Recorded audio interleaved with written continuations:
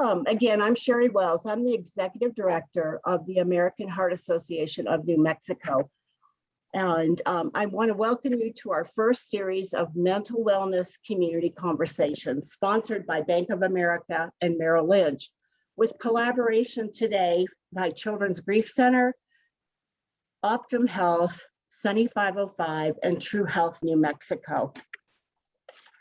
The COVID-19 pandemic is changing the health and well-being of people living in the US. COVID-19 has the potential to accelerate diseases caused by delayed or lack of access to medical care, medications, and healthy food. It's also all of which can lead to heart disease. It's also contributing to unhealthy stay-at-home habits, high unemployment, stress, and poor mental health. And I know that's probably resonating with everyone. It's one of the major reasons that Bank of America and Merrill Lynch wanted to come alongside the American Heart Association, along with our collaborating partners, to bring you these series. 76% of employees have struggled with at least one issue that affects their mental health. Can you even imagine? That's 3 out of 4 of our American workforce. Poor mental health well-being is a critical problem that, if neglected, can lead to serious health complications like heart disease. Today, 1 in 3 Americans report being worried, and more than half of the US adults say that COVID-19 has negatively impacted their mental well-being due to worry and stress. And I'm sure even ourselves, our families, our employees, and even each one of us have grappled with feelings of isolation, fear, anger, and sorrow, to name a few. So we, alongside with our partners, want to help you build resiliency during the COVID crisis. And I'm confident that our conversationalists today will do just that. Please feel free to drop questions into the chat box along the way. You don't have to wait until the end. And I'm going to ask each of you to mute yourselves now. It's my great honor to introduce Paul Mondragon, New Mexico Market President of Bank of America, our mental wellness sponsor. Paul, welcome, and I'm turning it over to you. Thank you, Sherry. I'm Paul Mondragon, President of Bank of America, New Mexico, and I'm honored that our B of A and Merrill offices in New Mexico have joined together to sponsor today's important discussion. Mental health has become one of the most talked about challenges for Americans within the last year. And locally, we identified it as a key issue in our most recent community roundtable. Even as we exit the crisis of the pandemic with brighter days ahead, the mental health crisis will burden people for years to come. How leaders support their communities and how employers support their employees is critical. It will affect job retention and attraction in every aspect of people's lives. At Bank of America and Merrill, we chose to join the American Heart Association of New Mexico as the mental wellness sponsor because we believe in the concept of responsible growth, which in this case means if we take care of our employees and our communities, we will all be better off in the long run. B of A offers many avenues to support our employees' well-being. These include 24/7 access to mental health specialists at no cost for both teammates and their families. We launched the My Strength app at no cost, which offers personal mindfulness support. We started daily virtual guided mindfulness sessions that employees could call into for a brief respite in their day to meditate, calm, and center themselves. We've also partnered with Thrive Global to bring their proven expertise in mental well-being and mindfulness to our team. In addition to these programs, specifically around mental health, B of A and Merrill committed to no COVID-related layoffs and provided stipends to help employees cover the costs of childcare and adult care during the COVID pandemic. We did this to help relieve our people of these major potential stressors. These are just a few of the ways we are supporting our team and the community during this difficult time. It is our honor to be a leading professional organization committed to addressing this pandemic and the related strain of mental health by bringing resources to our community. Today, you'll hear from Dr. Mark Epstein, True Health New Mexico. He'll cover the critical role of behavioral health in surviving the pandemic. Dr. John Good, head of Optum Health Pediatrics, who will speak on triggers and signs of depression in our youth during COVID. And finally, Mia Mendoza of Children's Grief Center, discussing separation and isolation grief. It is my honor to welcome Dr. Mark Epstein from True Health, New Mexico. Mark. Great. I really appreciate the chance to join you today. This is such an important conversation, particularly in the setting of our pandemic, but even well before and well into the future. So even though we're taking the, let's just say, hopefully the tail end of this pandemic, fingers crossed, to have this very important and meaningful conversation, this is something has been long in coming and something that we look forward to continuing as we go. Some of the statistics that Sherry cited, I want to highlight as well. There was a Kaiser Family Foundation study done over 6 months during the pandemic that found that the prior prevalence of severe anxiety and depression among adults, having been about 10%, had increased to 40%. And the statistics that Sherry cited as well, you can find them on and on again, that this is very real. The pandemic has exposed weaknesses in our social construct, in our family construct, in our societal support, in our health system support, in our institutions in general. And those stresses have found themselves into the individuals, into our family systems, into our community systems, and it's being manifest with the symptoms of anxiety, depression, and severe mental illness. And looking forward to hear from the panelists today in terms of some of the specific communities at risk. With every lemon comes the opportunity for lemonade. And one of the great things, if it is a great thing coming out of this, is we are having this conversation now. We are seeing it come to the fore because of the pressures of the pandemic, that we're talking about mental health. It's coming out of the closet, it's coming out of the shadows, and it's being destigmatized in a way that has we've not seen until these days of the dark days of the pandemic. So that ability just to put names to symptoms, to put names to an experience, to validate that this is normal, to validate that people are experiencing stress and share that alone is a great step in the right direction to say, not only, hey, this is a part of being the human process and the stress of the pandemic is bringing it out, but also you're not alone and there are a multitude of resources coming to bear. Some of the other great lemonade, if you will, coming out of this situation is with the shutdown, it really helped our healthcare providers, and in general, but also our behavioral healthcare providers quickly adopt telehealth as a solution. With the adoption of telehealth solutions out there, we have been able to reach more people, more providers reaching more people to support mental health services, wellness services, and across the whole spectrum in ways that we were never able to before. Prior to the pandemic, the adoption of telehealth services by providers and frankly by health insurers covering them as well was paltry, 5% at the most sometimes. People just didn't work it into their daily workflows, into their systems, into their IT platforms. Well, with the pandemic, sure enough, that forced, that, as they say, necessity is the mother of invention. People really adopted quickly and adapted to using telehealth. That's not going away. People have adapted to the systems, and the access that we get now as communities, as citizens, as employees, as individuals and family members to telehealth services and behavioral health services through the telehealth platform is great. That's not going away. Nobody wants to back off on that.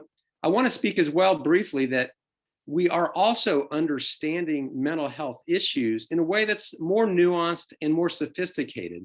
Our medical model of the world is often a binary one. There's health and there's disease.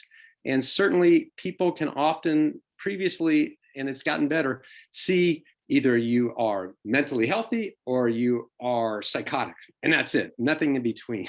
And it's really a disease state versus a wellness state. When in actuality, we've known this in the provider space forever and in the health insurance space as well. It's a spectrum. It's a spectrum of wellness to severe disease and everything in between. And any individual in any course of their day can travel along that spectrum. So there's a greater recognition to bring the right level of services via the right platform or the right setting for the situation at hand. And move away from a binary view of the world.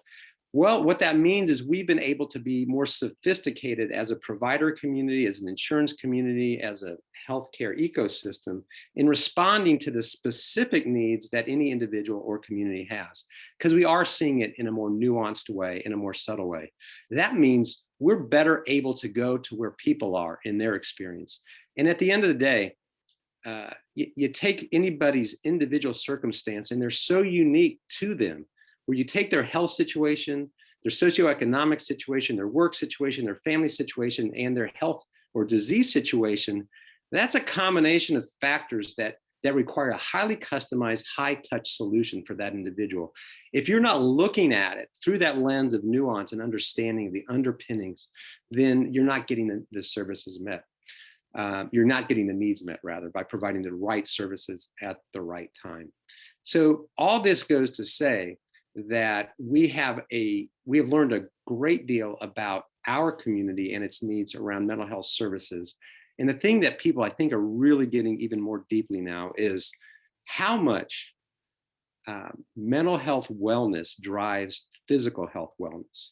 And so you can't separate out the two, and that heart disease, lung disease, mental health wellness from a cognition and functionality standpoint, all that has the underpinnings to be driven by how well you're doing from your basic behavioral health well-being. So we know that, say, as a health insurer, if we have an individual with a heart condition who has an underlying behavioral health issue that is poorly controlled versus a patient who has an underlying heart condition with a well-controlled behavioral health issue, the one with the poorly controlled behavioral health issue will spend 2 to 3 times as much money in seeking care. And that's just the money side of things. Toss aside the suffering and the use of resources that are necessarily could be prevented, the use thereof. So we are learning through the pandemic rapidly, because of necessity, how important it is to go to where people are, destigmatize their mental health situations, bring the right services to bear in the right setting, and do so with unfettered access, including, as we've seen in the most recent legislative session, a bill come forth that says $0 cost share, $0 copay for behavioral health services in any setting. Remove the barriers. All this portends for a very great future in terms of treating mental illness and taking care of people upstream. So with that, I'll leave it, and happy to take questions down the road. Dr. Epstein, hi, this is Sherry. Thank you so much. I think what you're saying, and I think what a lot of the employers that are joining us today are wondering is, like you said, destigmatize mental health. And so I think we're all looking for ways to do that in a setting with employees. And I think it's been hard for people in the past to, like, how do you acknowledge with someone, if you notice with one of your employees, and how do you sit down and, what words should we say to address something we're noticing where we are, wanting to find out how we can help, but we are not like accusing them of demonstrating mental, I don't even know the right term. I mean, it's been a difficult subject to talk about previous to COVID, but, we're recognizing that we as employers and leaders, and even with our families, we need language to be able to start that conversation with them. What would you recommend? So I think it starts during the hiring process, because what you're talking about in terms of bringing on employees is, we want to help you achieve the most you can be as an employee in our organization. And that means being the most you can be as a human. And it's really from a perspective of support and realizing your potential. And I think the words that we can use recognize that mental health is a spectrum from wellness to severe disease. So that you've had series of conversations along the way about even when they're doing well, when the house isn't on fire, to say, how are you doing? How are you coping? What are your stressors? How can we support you? And most companies have EAP programs and others support through HR that can help them if they're having some troubles before the trouble really hits. so that if the trouble hits, it's not a surprise. Everybody knows, hey, we did some good planning. We knew we would be here potentially, and here's the resources we can bring to bear. So I think contextualizing the conversation in the well-beingness of the employee and their total personhood is a way to do it. And also, as a company, as an employer, making sure that you do in the health benefits you offer, through your health insurance to your employees, through the EAP programs, and through a variety of programs that you really address your employees' well-being, you bring into the conversation mental health and address it. If you have a company meeting that's all hands or everybody's on a Zoom, you talk about struggles within the community, struggles within the organization, and how people are overcoming them, and what resources can be brought to bear. So it's not about being shy, because we know that so many people are experiencing it. You will hear a breath of relief rather than people cringing when you start to have these conversations.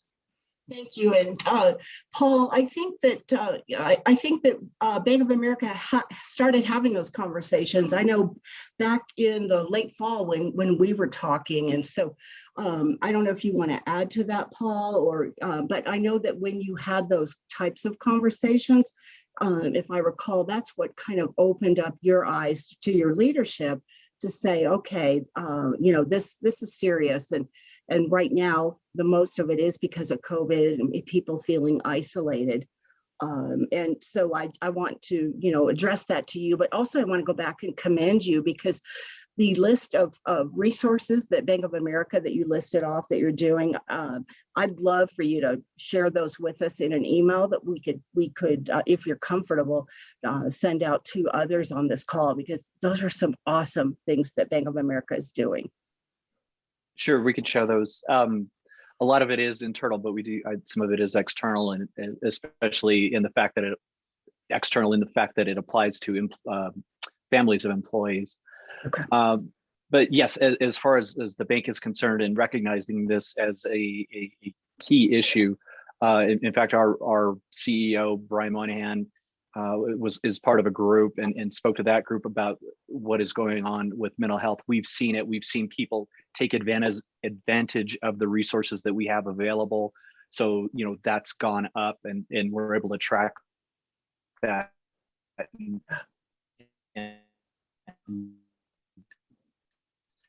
In order to support them. And where I was going with that was in our community roundtable event that we recently had. We had leaders from around the community pull together, talk about what does Bank of America New Mexico need to be looking at for the coming year. And this was one of the things. It specifically had to do around kids in middle school and the disengaging. I've got kids in school right now. My daughter's a senior, and so she's kind of lost so much of the joy that we might have all had, in our senior year and half of her junior year, frankly. And so she's had some struggles. And so, it's personal to me. And but anyway, so with that roundtable, we identified mental health as something that we need to focus on. And so we're working on different means of engagement, both internally, externally, such as this. So it is very important to us. Yeah. Thank you, Paul. And that's almost a lead into Dr. Good, who's going to be talking to us next. But I just wanted to talk for a few minutes. So the American Heart Association, a couple of the things that we're doing for our employees and for the public, as well as we're holding virtual town halls with staff to update us on COVID and operations. I think the key you're going to see here when I give you these other examples is it's about communicating, not waiting till someone says, I'm feeling this way, or I have a problem, or I don't know, I'm wondering what's next. But so those town halls have been really, really helpful in keeping the lines of communication over. We are, of course, we're American Heart, so we're all about move healthy, but we have daily virtual physical activity sessions that are open to our staff and to the public. And I'll be happy to share some of those links at the end. We have regular communications about tools and resources that are available. Many of you on this call today, I think you get emails from me pretty consistently with, hey, this is what's going on, or this is what I just read about, and this is what American Heart just sent us. And that's one of the reasons I continue to do that. And then American Heart is the largest nonprofit health organization in our country, is really funding research and initiatives to accelerate scientific discoveries related to COVID-19. But again, I think the openness and going out and making sure that our employees, wherever you are, have access and know that there's information that they can they can find and share. But Paul, you mentioned about your daughter, and I know many of us here on this conversation today are struggling. We've got kids who are trying to homeschool here at home, and I don't have one here, but I've been babysitting occasionally, and my heart goes out for all the parents that are working full-time from home, working and educating their children and trying to keep them focused, and all of that's going on. So Dr. John Good from Optum Health is our next conversationalist, and we're going to hear from him. He's going to talk about COVID-19 and mental health disorder in teens. But again, if you have questions, drop them in that chat box. And this is, we want this to be a really open conversation both ways. Dr. Good? Thank you, Sherry. Can you hear me okay? I can. Everybody hear me? Great. Well, thank you, Sherry. Thank you, American Heart. Thank you, Bank of America. Thank you, Merrill Lynch, for inviting me today. I really appreciate being part of this conversation. I'm a general pediatrician. I've been in New Mexico now for 25 years, so I consider myself sort of an almost native. And I've been with this group, Optum Care New Mexico, for 19 years as a general pediatrician, and more recently as one of the medical directors. So we're a multi-specialty group of about 120 clinicians dedicated to improving the lives of New Mexicans. And we have deep roots in the community going back over 100 years at this point. So next slide, please. Oh, I just have to interject though. Is that really your name? Or when you knew that you were going to be working with children, did you change it so that they can say, I'm going to see Dr. Good today? Yeah, no, I get that a lot. So. Okay, all right. Just a bit about me. I think I included some pre-pandemic pictures just because we're all, I think, yearning for that time we can get back to normal life. So that's a charity bike ride I did up in Washington State. We did 300 miles in 3 days. That's me enjoying the balloon fiesta with my family. My wife and I have 4 children.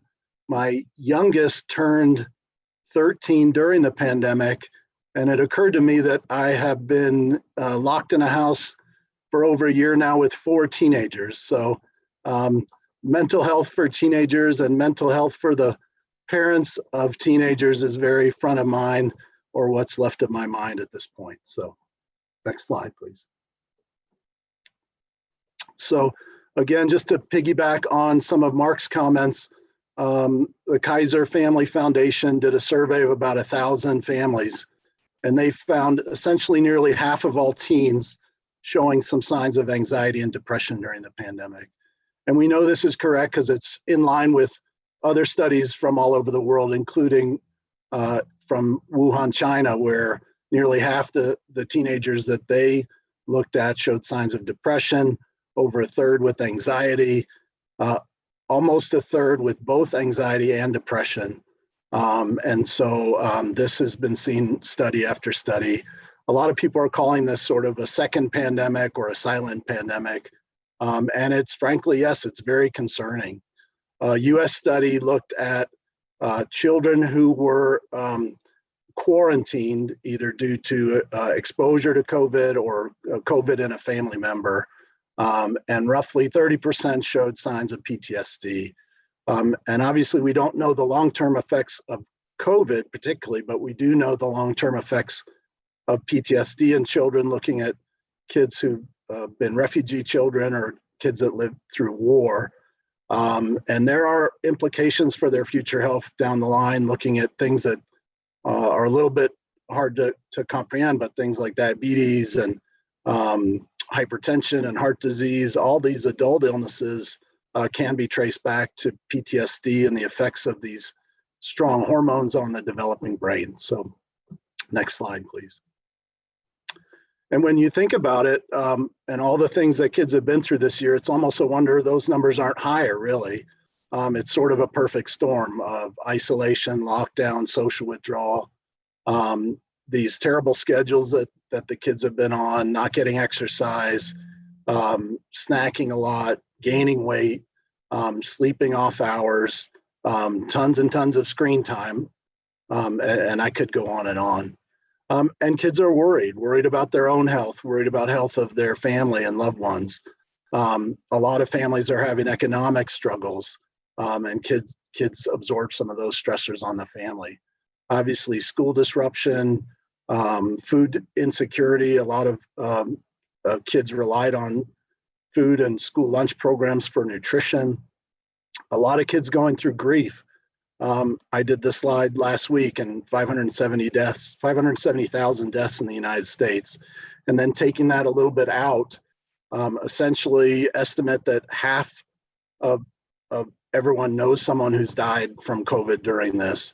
And obviously kids are feeling the effects of that. And we don't have the normal grieving processes. So I think it's great that we have a speaker. The next speaker is going to talk a little bit more about grief in children. Sometimes being confined with your family is not a good thing. Families who are abusive, where there's domestic violence, abuse, and neglect at the home. And lack of access to care and resources.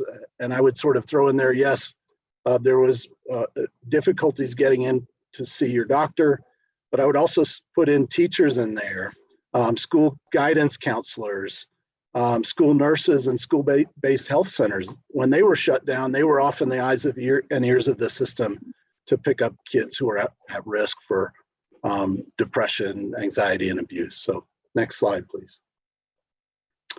And those of us with teenagers in this age group, what to look out for at the home.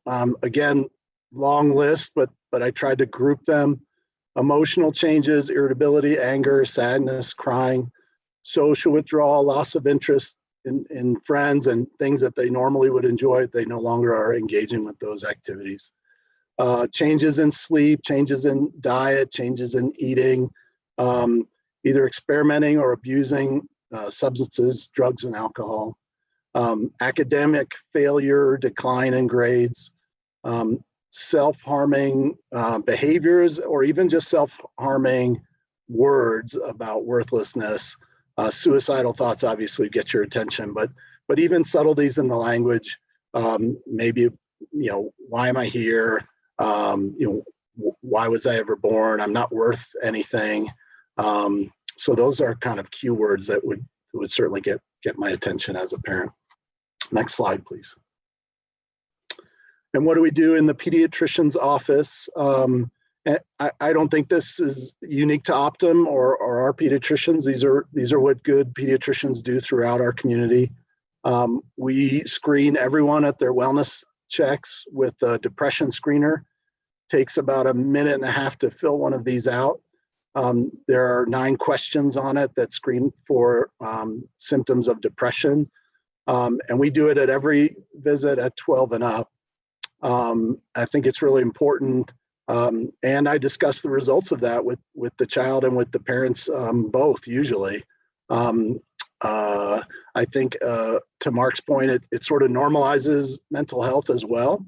And it opens up the conversation. So even if they're not showing signs of depression, you talk it through. Hey, how would you deal with it if you did have some depression? And it opens the conversation. So we screen for other health issues that may present in similar fashion. I would say particularly sleep issues, probably one of the big things, not getting enough or not getting good quality sleep. Some of those children might need a sleep study. Thyroid disease, dietary changes or malnutrition or eating disorders would all be sort of comorbid conditions that we'd screen for at a wellness check. So Dr. Good, I'm sorry to interrupt you, but I have a question. So, Yes, ma'am. and it goes to what Mark said earlier about the one of the good things, if any, can be coming out of COVID, is telemedicine and the access to reach further and deeper and wider. Can parents get telemedicine visits with their pediatrician, or is that something that you've seen being done? And Yeah, does it work like a that lot of way? them. Yeah, we do telehealth medicine. Again, at first under duress and very quickly, and stood up lots and lots of visits. And yeah, I think that's something that's going to last longer than this pandemic, because for certain visit types and certainly behavioral health, mental health issues, I think it's ideal. And all of our clinicians, pretty much Optum wide now, do offer telehealth visits. Certainly some long-term hurdles to overcome with payments and payment mechanisms, and sort of negotiating between payers, employers, and providers about payments. But during the pandemic, essentially those visits were paid out normally like a normal visit, which was really helpful to get it up and running. And I hope that continues. So. Yeah, and Mark, so as an insurer group, and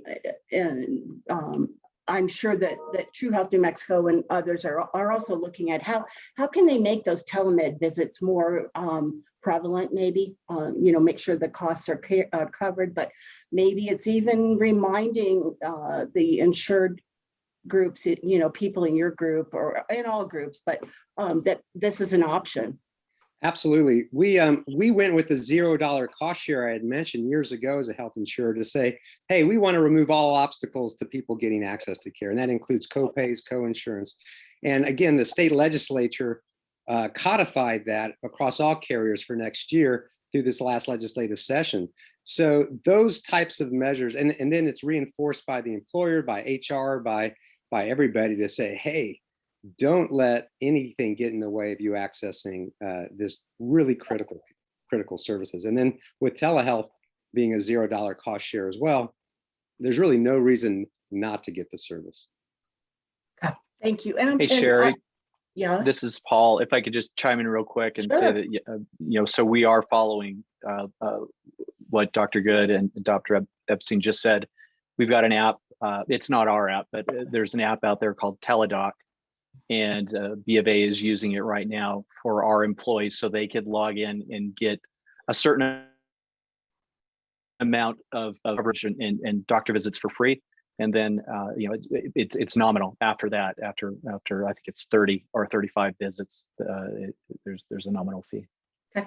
And is that over and above their EAP, or is it part of the EAP plan? I guess you could say it's part of EAP, but it's just an add-on service, and it includes mental health, but you could get a standard doctor visit as well for a cold or flu or something like that. Because one of the questions we received earlier in the week was one of our employers here asked, what other things can they be doing as an employer than just saying to their employees, you've got EAP.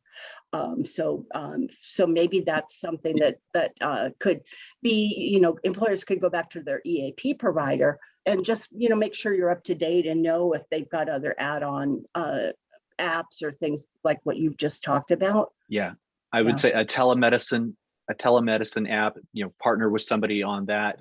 Again, we're with Teledoc, and then Thrive Global, which has the mindfulness and ways to focus yourself or relax or take time to take care of yourself, both physically and mentally. One of the doctors mentioned that as well. They go hand in hand, and so Thrive builds on that. And Okay. Sherry, if I could just add on to your question, to the answer to your question, as a health insurer, we expect and we want to raise the bar for other carriers to do as well. So if you're an employer and you don't want to go shopping for all those different programs, demand it of your carrier to say, hey, we want this service as part of the medical and health benefit for our employees. That should be there. So as an example, we offer a mindfulness program for our employees as well as part of their health benefit. That mindfulness piece is just at the front end of a whole spectrum of good mental health hygiene. Okay, that's good to know. And thank you, Dr. Good, for letting me interrupt you, but it just sparked some questions. And so No, of course. you're back on again. Thank you. Well, I think I'm just going to finish up and talk about just sort of preventative health, again, in children as in adults. This stuff is really important. And the more gray hair I've gotten over the years, the more I realize that this is really the key is getting good exercise every day, getting good sleep every day, eating healthy foods, and managing stress. And these are conversations that we can have with children in the same way that we have with adults. So as far as treatment, really encourage folks to do counseling, not always psychotherapy, but other therapies can be helpful as well. You can teach cognitive behavioral therapies. You can teach people to do some of these things at home in a regular old office visit. Medications can be helpful, but again, not something that we do right off. It's something that can help some children, but not something I'm eager to do, or sometimes an add-on. But again, more gray hair that I've had, it's really more about these non-medication options that we can offer kids. One study showed exercise to be almost as effective, or even in some cases more effective than medications in treating depression. A study at Yale looked at journaling and keeping a thankfulness journal, and I encourage kids that are struggling to do that as well. So I just don't want to give the impression that, oh, here's a pill and it's going to fix everything for you, because that's rarely the case. So next slide, please. Happy to take questions now, or if there's extra time at the end. Next slide. There's just a picture of my old med school class, just goofing around there. So anyway, those of you old enough to remember these old shows. So I have a question, if I can, and follow up. John, are you seeing, because kids are stuck at home and they're online like so much for school or otherwise, that addiction, online addiction, gaming addiction, other online kind of distractors are really getting in the way? And how are you addressing that? Yeah, I mean, it's a mixed bag. I would say, again, putting my parent hat on, sometimes that was the way my kids kept up with their friends, right? So you didn't want to cut it off entirely. There's some good along with bad of too much screen time. One thing I've definitely noticed, almost an epidemic proportion, is weight gain. A lot of kids have gained a ton of weight, just from not having PE, not playing their sports, being at home, snacking a lot, being bored. And I think that goes hand in hand with our topic today. So getting back to normal is not just for education, but just for exercise, for overall health, for mental health, all the above, I think. But we can't just assume stuff's going to get better. I think we just have to be really intentional about this. So. Well, you're definitely speaking the American heart language. As you know, we are very, very, very keen and promote healthy lifestyle, exercise, eating healthy, but the exercise piece of it. And I know in adults too, so many of us I sit here in front of the computer for 4 and 5 hours, Zoom back to back. There's no chance in between. But I'm wondering if employers thought about even, having recess for your employees, like once we're back together and we're in our offices, and maybe that's a way to have some set times for recess. Anyone on the call care to unmute and chime in and tell us if there's something that you're doing that you feel like is working to help your employees? Oh, come on, somebody out there has to be doing something. Walking meetings. Okay, good idea. Walking meetings. I can share. Okay, awesome. Go ahead. Our group, the institution I work for, we're starting a 10K step challenge, and it's going to start May 3rd throughout a whole month. And we develop teams, and there's about 4 to 5 team members on each of those the ones that want to participate in the 10K step challenge. And so we're eager to start that. So it's going to be really, it's not only going to be challenging, but it's going to give us an opportunity to get out and about. That's a good idea. Thank you for sharing that. Anyone else before we move on to Maya? Sherry, this is Mike May with Future Focused Education. Hey, Mike. We have a team of about 15 employees, and we work really hard in our full staff meetings, and then even in our smaller subcommittee kind of work group meetings, to start off with either a mindfulness activity or actually a physical motion oriented activity. That's just been super helpful. And we kind of have rotating facilitators who'll step up, everyone from our new young employees all the way up to old folks like me. And it's just been great as a way to connect and kind of loosen up cognitively as well as physically, knowing that we're just all much more sedentary in our day-to-day work than we otherwise might be. I like that. Thank you, Mike. And Mike is one of our the American Heart Association board members too. So thanks, Mike.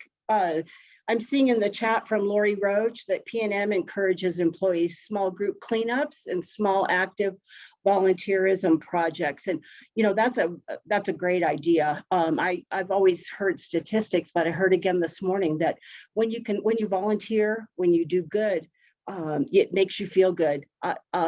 One of the doctors on here could probably verify that it does increase your feelings of good and things like that. I think there's less people being less sick, less mental challenges and things like that. So that's a good idea, Lori. And you know, we can't go out in big groups yet.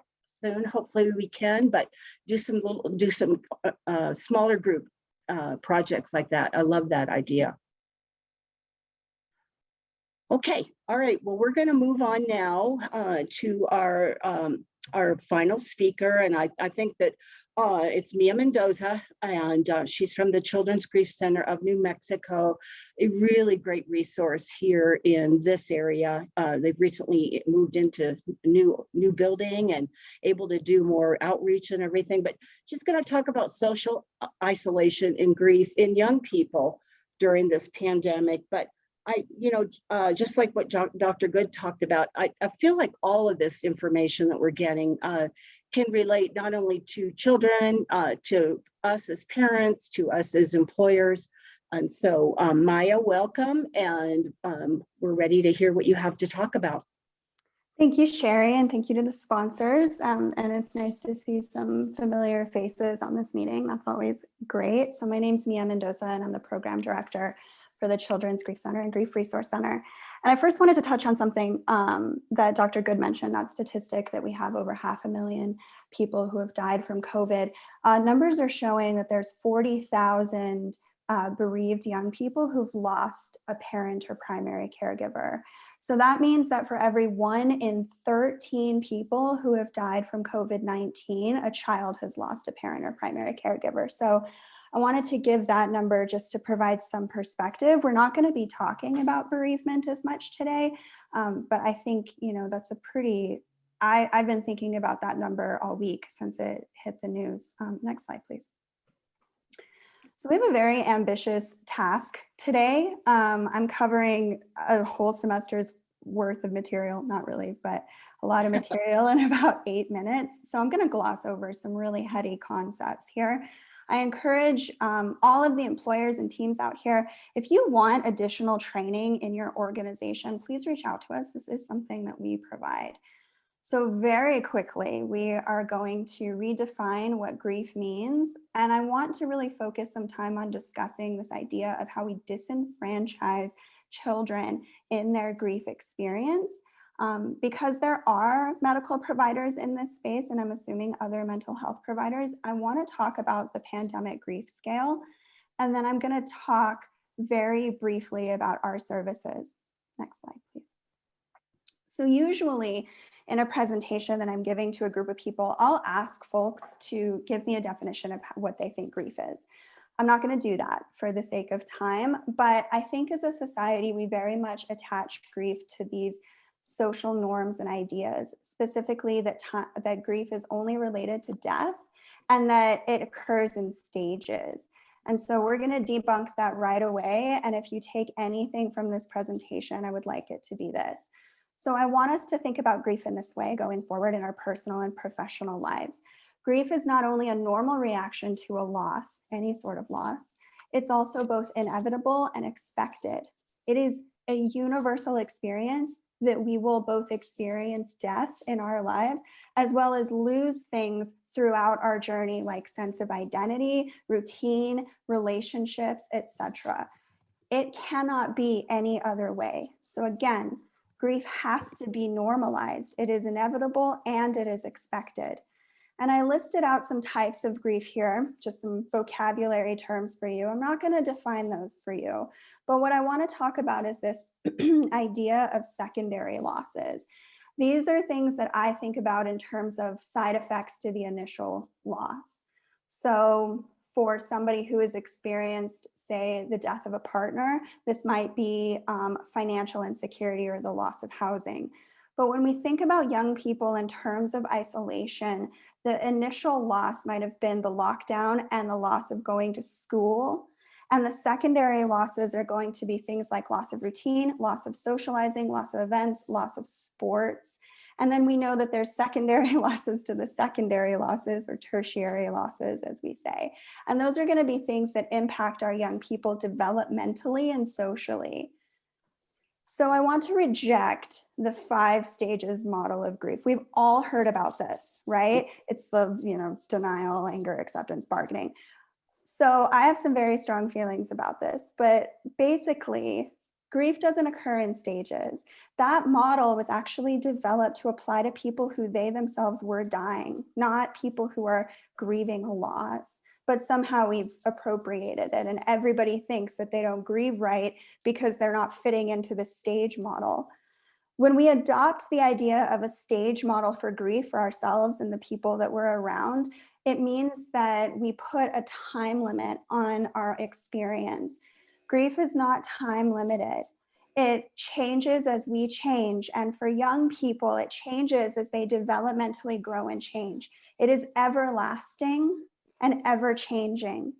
And so when we talk about young people experiencing grief and isolation during COVID, we have to normalize it. Again, it is normal and it's expected. Next slide. So I'm really glad the physicians in the room took over this first piece. We are so aware that that isolation or loneliness has negative health outcomes in our young people and us, right? It is not natural. We are not supposed to exist in this way. So again, thank you to the doctors in the room for handling that piece. So I want to focus on this idea that we disenfranchise grief. So Kenneth Doka in the 1980s came up with this idea of disenfranchised grief. And what he was saying is that our society, our Western world, has grieving norms. Who can grieve, how they grieve, and when they grieve, right? And so he gave examples of people that are disenfranchised in their grief. And examples of this are people who experience a miscarriage, for example, people who might be grieving an estranged parent, people who are grieving an ex-partner, somebody who dies from a stigmatized disease such as AIDS, or I'm going to say COVID-19, right? Now, we believe that children are also disenfranchised in their grief because we don't give them a voice to express their feelings. We don't acknowledge oftentimes that children even have the right to grieve. Their experiences, children of all ages, are oftentimes not socially recognized or validated. We look at young people and we say they're so resilient, they're so strong, they'll bounce right back. And we send them back to school and we don't acknowledge the last year. We don't acknowledge what has happened and all the losses. And so we're disenfranchising them from having this experience. And we know that that is incredibly dangerous. When you take away a person's ability to feel something that demands to be felt, to feel suffering when it should be felt, we're really causing harm. We're diminishing our children. So I want to present it this way. Children are not simply missing social time or events like prom or soccer games. These are developmental milestones, especially for young people who are in that age where they're developing belief systems and identity development and social skills. We're taking those things away, and it causes damage and it causes harm. And we don't know what the fallout from that is going to be just yet. But we have to validate the experience. So another concern that I have in the ways in which we're going to disenfranchise our young people, and I have to say I haven't seen this happen, I just worry about it, is that we're going to look at the children who haven't experienced a death and say, well, at least you didn't have anybody die. And I think there's harm in that, because what you have is you're silencing thousands of kids who maybe haven't experienced a death but have still lost something they can never get back. And we need to give a voice to all of that. We need to acknowledge the isolation that our young people have faced. And when we know that it's dangerous, we know that suicide rates are spiking. New Mexico has the highest rate of youth suicide in the country right now. And at my organization, we've had to take so many calls from young people who have died, or from parents of young people who've died by suicide because of isolation. We know that this causes harm. So for those of you that are in the medical or mental health field, you might have heard of this. There's this thing that's been proposed, and it's actually getting a lot of traction. It's called the pandemic grief scale. And it's being suggested that doctors and mental health professionals use it to identify when a person has quote unquote complicated grief in reaction to the pandemic. We wholly reject this. We believe, again, grief is normal and expected, and it's not the person's reaction that is complicated, it's the situation. And so if anybody out there has seen something like this and would like to hear more about what we in the bereavement field believe about it, please reach out. I'm happy to have that conversation, but I wanted to put it out there. Next slide, please. So this is a really heavy topic, or dense. We have a whole training on this. But what we suggest everybody does in their work with young people is first be honest with children, honest in everything. We want to protect our kids from feeling pain. That's a normal adult thing to want to do. But what we know is that it's important for children to know the truth about everything, even know the truth that we're scared and we might not know the answers. And then we should do our best to maintain structure and quality and quantity of social networks for our children. If you can, have family outings, encourage social virtual meetups for children, encourage them to form new friendships, encourage them to put down the screen sometimes and build new skills. One thing that is so important for young people is to believe that they are still competent and to build confidence. And in isolation, children lose a lot of confidence that they can do the things they were once good at. And that's also dangerous.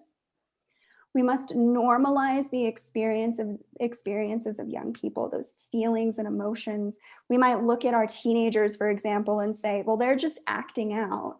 That's normal. And it might suck as a parent or an educator, but it's normal. And we have to validate the emotion behind what they're showing us. They just don't have the language to express what's going on because we haven't given it to them.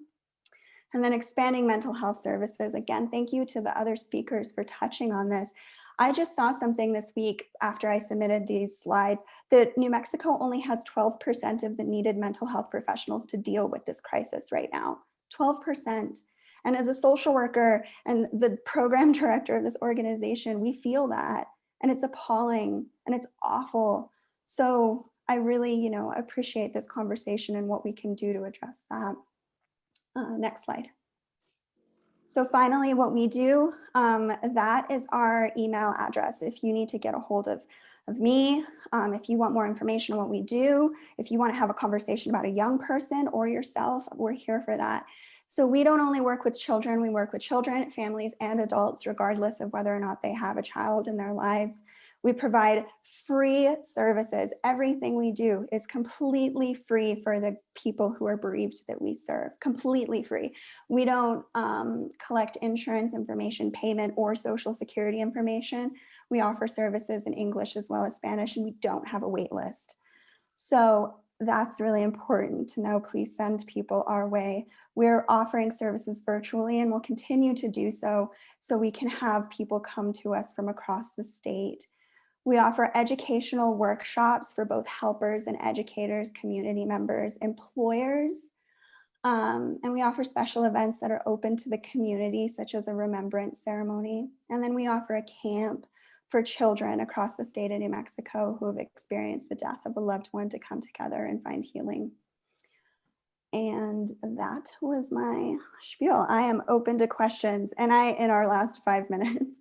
And I encourage you guys to ask the hard questions, the brave questions. Nobody wants to talk about grief. I know that. So, yeah. Thank you, Mia. That was just absolutely really great information. I really love what I'm seeing happening here, and it all has come full circle. And again, you talk about disenfranchising,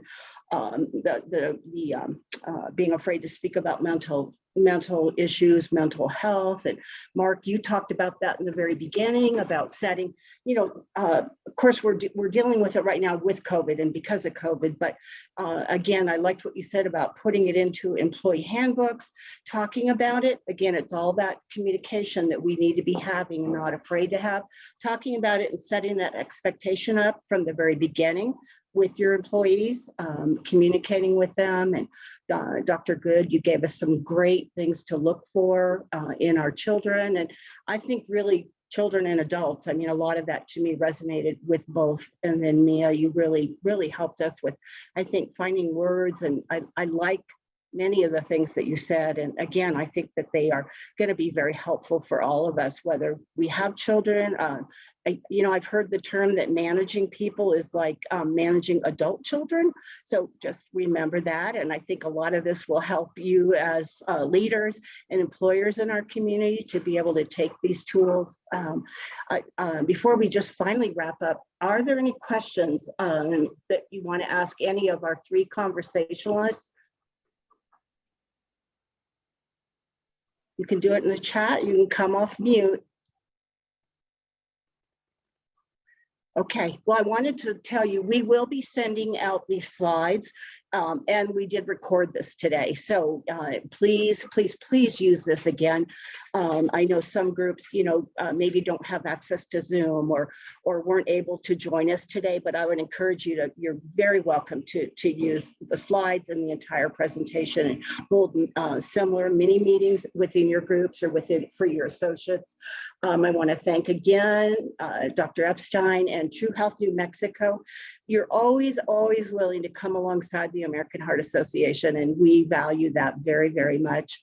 Dr. Good, I feel the same way, and I really appreciate, this is the first time we met, but appreciate everything that you're doing and that Optum does in our community. And then Mia, everything that the Children's Grief Center does. And I know that you're expanding. And I'm wondering, you talked about, what did you say, like mini retreats? I'm wondering again, we talked about, okay, maybe let's have recess for our employees. Maybe we can, as we can socially gather in a little bit bigger groups, maybe mini retreats on site, or again, combine that with walking. I think all of those are good things that we can be doing with our employees and with our friends and family. And then I just want to give a big shout out to the American Heart Mid-Market Southwest Mid-Market admin team. They give so much support. They've helped some of you get into this meeting today because, as many of you know, I am technically challenged. They helped with putting all this together again, and especially to Taylor and Caroline, who don't get to be seen much, but they work really, really hard for all of us and have put this together. So if you have any questions or any follow-up, please feel free to email me. And like I said, we'll get these resources out to you. And we're looking and talking already about, this is a series that we will continue to do. And thank you to Bank of America for recognizing this first within their own company community, and then wanting to be a resource and leaders here in our overall community. So I know we all care so much about the people that we serve, and Thank you for your support, Paul and Nikki and the Bank of America and Merrill Lynch team. And we're looking for ideas for the next one. I heard this morning from someone that said anger is becoming a really difficult and more, it's happening more and more. They're seeing that in their employees. So, you know, maybe we'll do something on anger. But if you've got other topics, just email me. And again, thank you very, very much, all of you, for your time today. And thank you to our collaborators. So I hope you have a great day. And I hope that you make it a point to take one or two of the things you heard today and put it into use today. Thank you. Bye.